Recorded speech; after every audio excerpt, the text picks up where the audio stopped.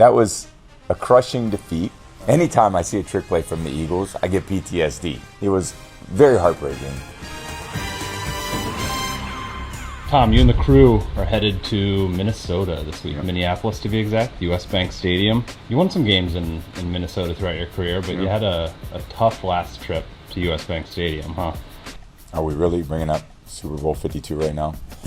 Yeah, that was in some ways one of the most memorable losses because I get reminded of it all the time when I go cover these Philadelphia Eagles games and all the fans cheer me on. In another way, it was very heartbreaking. That was a crushing defeat for a lot of reasons. We had a pretty good game that day on offense. And even though Brandon Cooks got knocked out pretty early, we really never blinked. We ended up throwing for 500 yards that day. We had 3 receivers over 100. But this guy, Nick Foles, we just couldn't slow him down. They played great. I'm sure a lot of people were rooting for us to lose. But I was proud of our effort. And I didn't love the outcome. But a few things about that week. It's in Minnesota in February.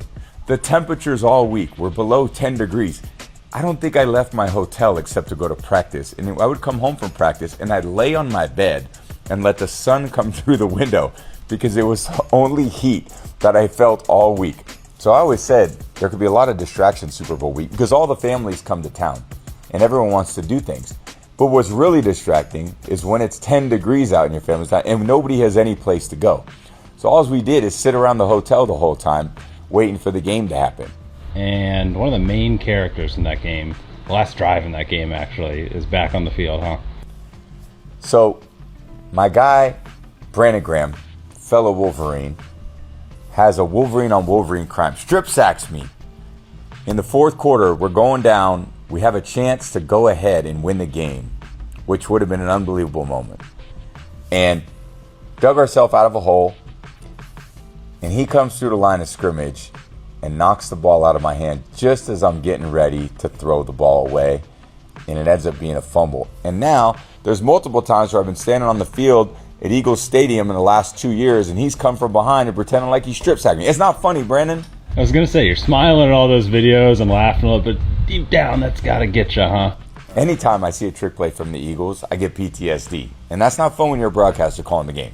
Hopefully these return trips to US Bank treat you a little bit better here. We're going to have a good one on Sunday. We got a great one Sunday, and I'm looking forward to getting there. And it's a great matchup. Minnesota versus Chicago, division rivals. Minnesota came back the last time they played in week 1, but might be different this time around. Bears are on fire.